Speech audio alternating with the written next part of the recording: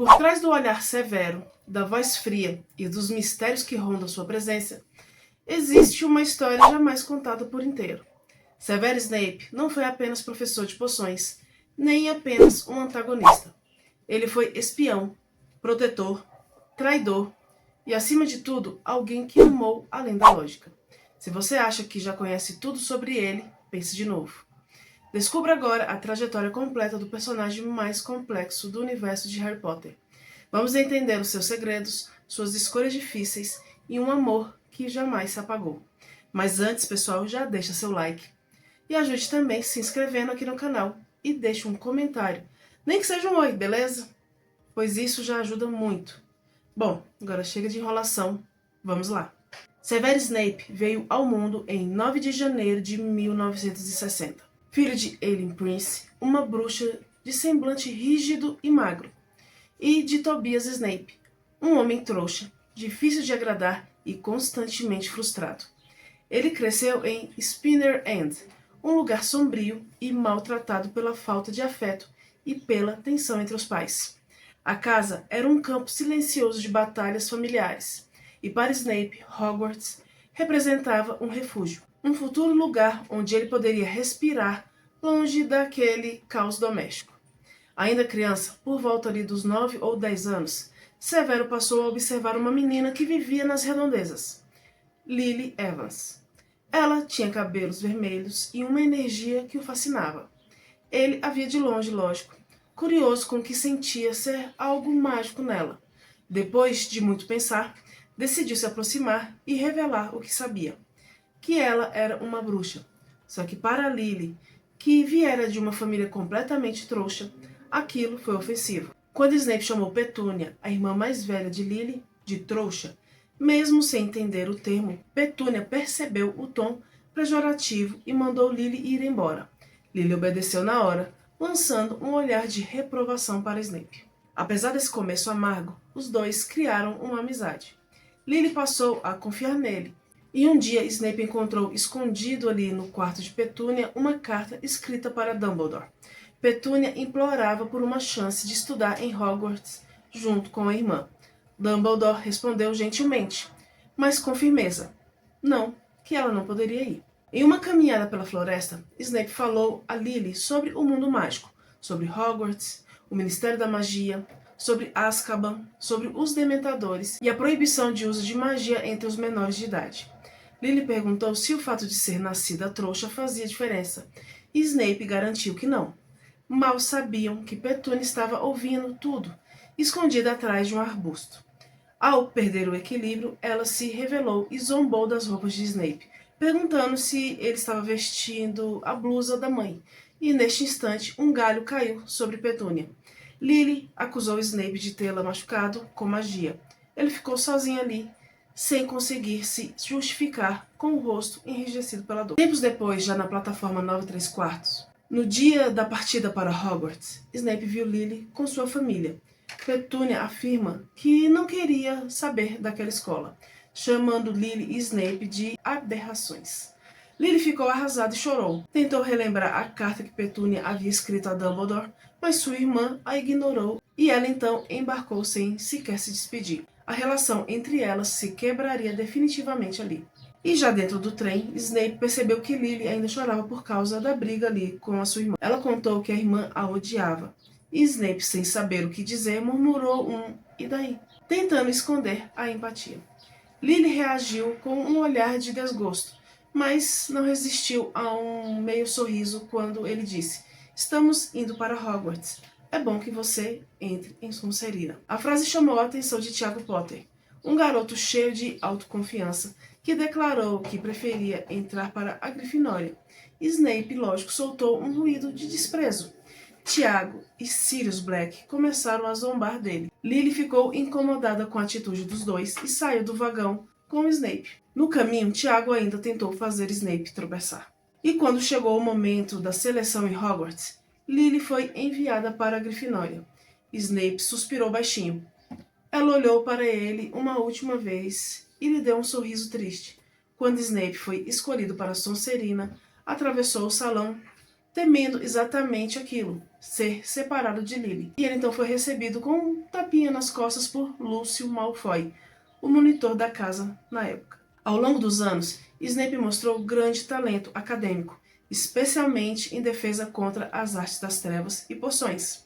Ele passou a se chamar de Príncipe Mestiço, mesclando o sobrenome da mãe com sua herança ali, bruxa/trouxa, e criou anotações e feitiços em seu livro de poções, entre eles o Sectum Sempra, capaz de provocar cortes profundos como uma lâmina invisível. Revisava fórmulas, ajustava ingredientes e aperfeiçoava receitas que superavam até mesmo as instruções originais. Mesmo com todo esse talento, seu tempo em Hogwarts foi marcado por atritos. Tiago Potter era seu principal rival. Dumbledore, anos depois, disse que eles simplesmente se detestavam. Tiago e seus amigos apelidaram Snape de Severus Espinhento e o ridicularizavam com frequência. Um dos amigos mais próximos de Tiago, Remo Lupin, escondia um segredo.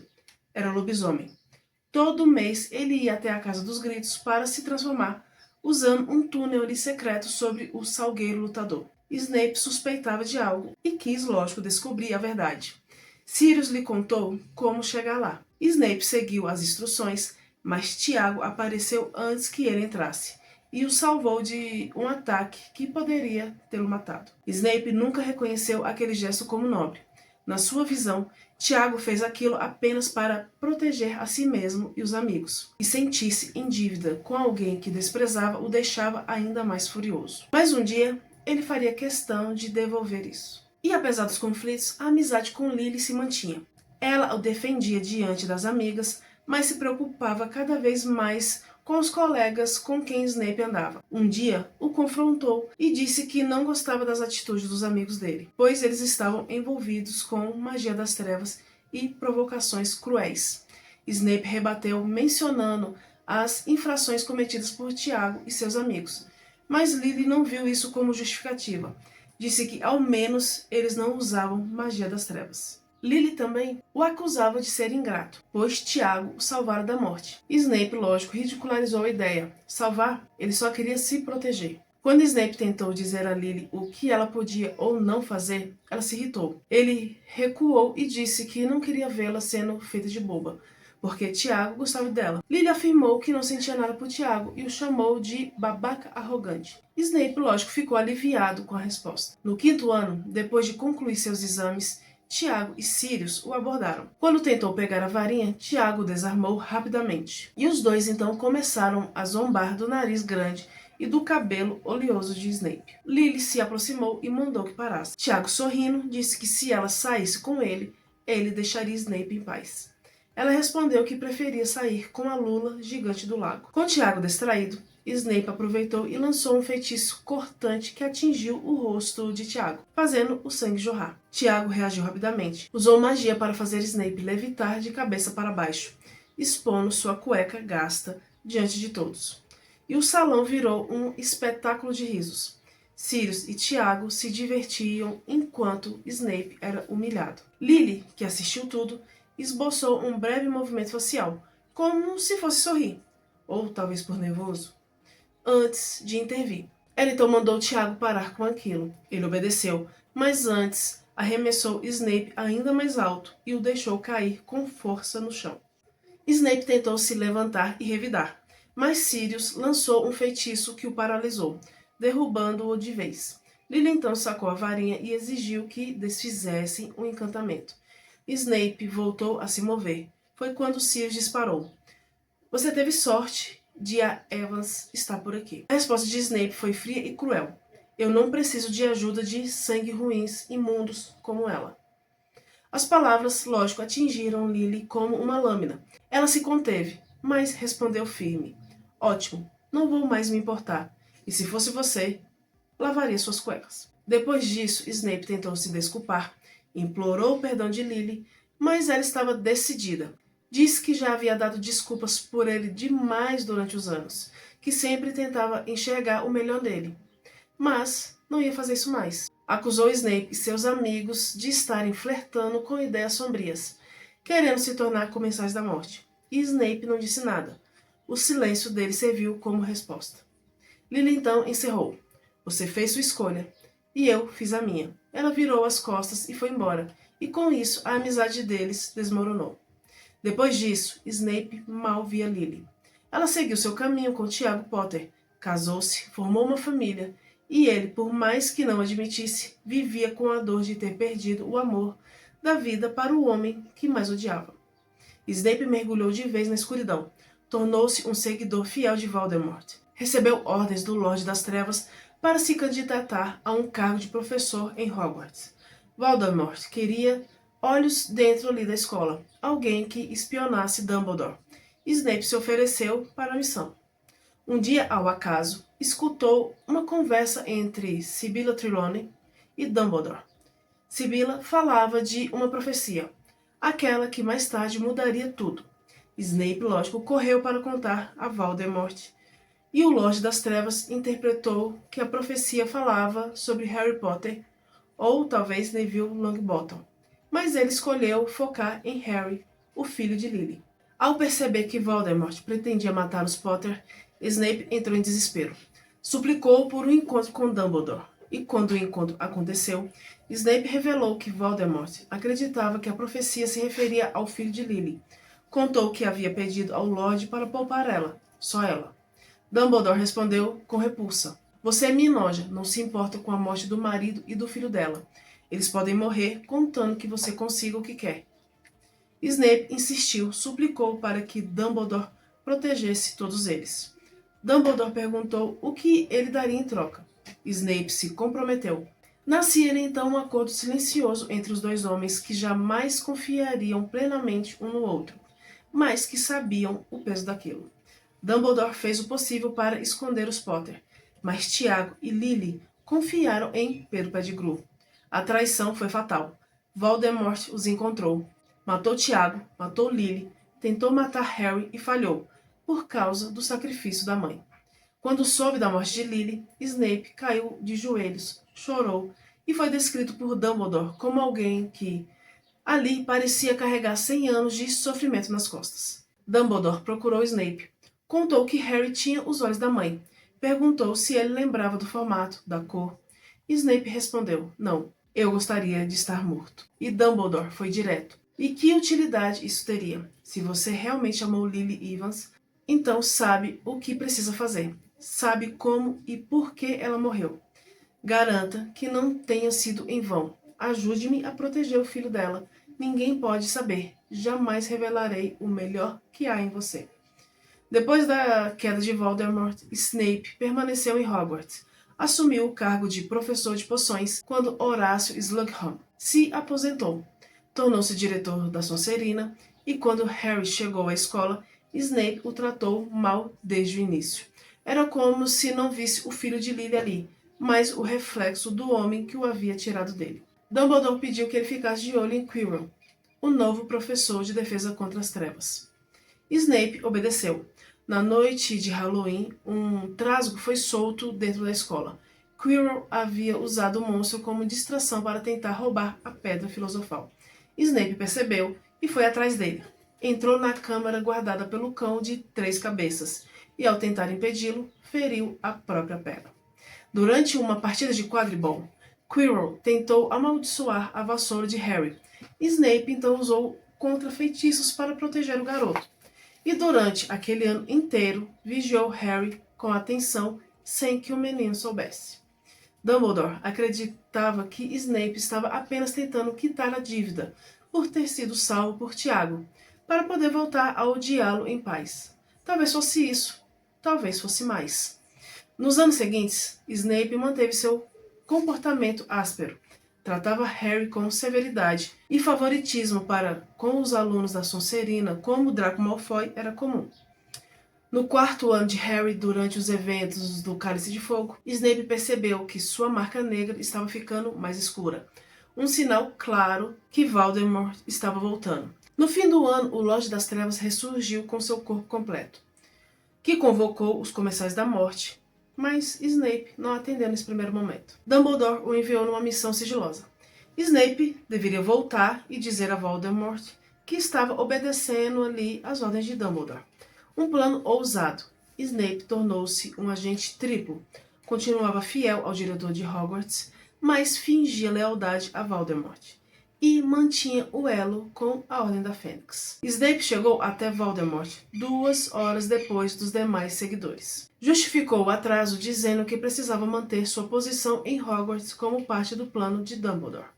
Assim como muitos acreditavam, Snape achava que Voldemort havia sido derrotado, e ter Dumbledore como escudo o protegia das investigações e punições que se espalhavam. Mas a verdade é que Snape já havia mudado de lado antes da queda de Voldemort, quando decidiu trabalhar como espião, mesmo sabendo dos riscos. E após o retorno do Lorde das Trevas, Snape manteve sua fachada intacta. Passava informações úteis, mas jamais críticas. Sua habilidade em oclumência era tão forte que apenas Voldemort podia competir com ela. Isso impedia que sua mente fosse invadida. No verão antes do 6º ano de Harry, Dumbledore tocou um dos Horcrux, o Anel de Gaunt, e ficou amaldiçoado. A maldição ameaçava consumir todo o seu corpo. Snape interveio. Contê-la era possível, mas não era possível curá-la. Dumbledore perguntou quanto tempo ainda teria. Snape disse, talvez 1 ano. Foi então que Dumbledore revelou que Voldemort havia ordenado que Draco Malfoy o matasse, como castigo pelos fracassos do pai, Lúcio. A missão recaía sobre um garoto cujo coração ainda não havia sido corrompido. Dumbledore não queria que Draco cruzasse esse limite e pediu que Snape ficasse de olho em Draco, o ajudasse com orientação e, caso Draco falhasse, que fosse ele a matar Dumbledore. Pois de qualquer forma Dumbledore morreria ali dentro de 1 ano. E a alma de Draco ainda estava intacta e Dumbledore não queria permitir que ela fosse despedaçada por causa da morte dele. Snape não queria, hesitou, mas no fim aceitou. Prometeu a Dumbledore que quando chegasse o momento, protegeria os alunos de Hogwarts. E pouco antes das aulas começarem, Narcissa Malfoy apareceu em Spinner End com Bellatrix Lestrange. Narcissa, lógico, suplicava, queria que Snape protegesse Draco. Bellatrix, sempre desconfiada, não aceitava promessas vazias. Exigiu que Snape fizesse um voto inquebrável. E ele fez. Se Draco falhasse, Snape teria que matar Dumbledore. Se quebrasse o voto, morreria. Ao longo do ano, Snape tentou ajudar Draco, tentou guiar, aliviar o peso daquela missão, mas Draco recusava sempre. E sempre falava, eu fui escolhido, este é meu momento. Snape carregava mais do que um compromisso, carregava a dúvida. Em uma das conversas com Dumbledore, explodiu. Ele gritou, já passou pela sua brilhante mente que eu não quero mais fazer isso? Dumbledore, lógico, permaneceu firme. Você me deu sua palavra. Pediu que Snape o encontrasse mais tarde, naquela mesma noite.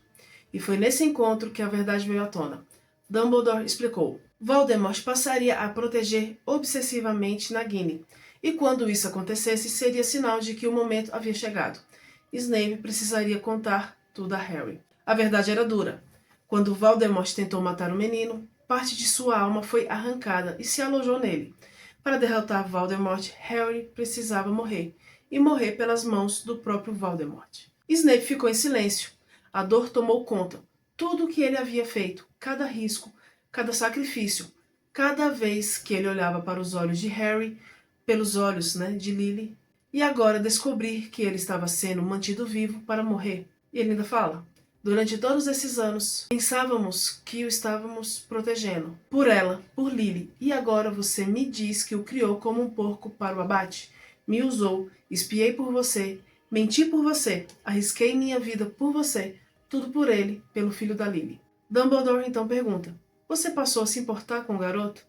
Snape não respondeu com palavras, apenas sacou sua varinha e conjurou seu patrono, uma corça prateada, a mesma de Lily. Dumbledore, emocionado, olhou para ele. Depois de todo esse tempo, Snape responde, sempre. Meses depois, Draco subiu à torre de astronomia, tentou matar Dumbledore, mas não conseguiu. E Snape, do outro lado, apareceu. Cumpriu o que prometeu 1 ano antes. Com a alma dilacerada, matou o homem que acreditava nele. Fugiu de Hogwarts com Bellatrix, Draco e outros comensais. Harry tentou impedir, lançou feitiços, Todos foram repelidos com facilidade e Harry gritou: "Lute, seu covarde!" Snape, tomado por uma fúria que beirava o desespero, gritou de volta: "Não me chame de covarde." Porque ele não era. Era o homem que sacrificou tudo por Harry, que amou Lily com cada parte do que tinha, que mesmo odiando Tiago, colocava sua vida em risco todos os dias para proteger o filho deles. E naquele grito havia dor, a dor de alguém que tinha lutado contra tudo, calado por tudo, suportado tudo. Depois da morte de Dumbledore, Snape continuou em Hogwarts. Comunicava-se secretamente com o retrato do antigo diretor. Dumbledore dizia que ele precisava manter Voldemort confiante, informar a data exata da partida de Harry da Rua dos Alfeneiros e, ao mesmo tempo, sugeria uma estratégia para proteger o garoto: usar cópias falsas com poção polissuco.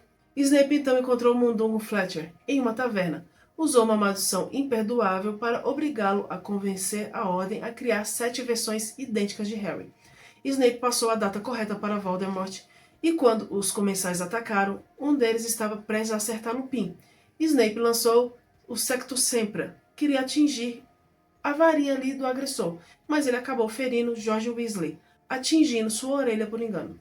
Certa noite, Snape visitou a antiga sede da Ordem da Fênix e, vasculhando o lugar, encontrou uma carta. Era de Lily, endereçada a Sirius. E junto com a carta tinha uma foto dela rindo com o bebê Harry em uma vassoura ao lado do Tiago. Lágrimas escorreram do nariz torto ali de Snape. Ele rasgou a foto, guardou apenas o pedaço com Lily sorrindo, dobrou o trecho da carta que dizia "com muito amor, Lily" e colocou no bolso. Logo depois, Snape foi nomeado diretor de Hogwarts. Cumpriu a promessa feita a Dumbledore: proteger os alunos. Tomou posse da espada de Gryffindor, escondeu-a atrás ali do retrato de Dumbledore, colocou uma réplica falsa no lugar. Rufus Scrimgeour, ministro da magia da época, levou a espada falsa, acreditando ser a verdadeira, e conforme constava no testamento de Dumbledore, para Harry, era parte do plano. A verdadeira espada continuava segura. Quando Harry, Rony e Hermione chegaram à floresta de Dean, o retrato de Dumbledore avisou Snape, e ele foi, sem se revelar, para que Voldemort não desconfiasse. Conjurou sua corça prateada, que guiou Harry até a espada verdadeira. Mais tarde, Harry voltou a Hogwarts, reuniu a armada de Dumbledore, a Ordem da Fênix, os diretores das casas e juntos expulsaram Snape. Era a hora da batalha. Durante um confronto, Snape foi chamado por Voldemort. Ele então encontrou o Lorde na Casa dos Gritos e ali percebeu Voldemort mantinha Nagini por perto. E esse era o sinal. Precisava contar a verdade a Harry. Mas era tarde. Voldemort queria matar Snape. Acreditava que, ao fazer isso, seria o verdadeiro dono da varinha das varinhas. Liberou Nagini, que se enrolou em Snape e drenou sua vida. Harry estava ali, escondido sob a capa da invisibilidade, e viu tudo. Snape tentou falar, mas não conseguiu. Suas memórias começaram a escorrer. Harry as coletou em um frasco. E nelas, a verdade. Snape era um agente triplo. Sempre foi leal a Dumbledore. Sabia que Harry precisava morrer para vencer Voldemort. E amava Lily profundamente. Antes de partir, os olhos verdes de Harry encontraram os olhos negros de Snape, que falou: "Você tem os olhos da sua mãe." E então algo se apagou ali. Snape parou de se mover. Foi um dos homens mais leais que Dumbledore já teve. E o motivo pelo qual Voldemort nunca suspeitou é que ele jamais compreendeu o que Snape era capaz de sentir. E assim termina a jornada de Severus Snape, marcada por lealdade silenciosa, escolhas impossíveis e um amor que desafiou o tempo. Mais do que vilão ou herói, ele foi humano, complexo e real. Se essa história mexeu com você, compartilhe com quem também acha que coragem nem sempre veste capa. E te vejo no próximo vídeo.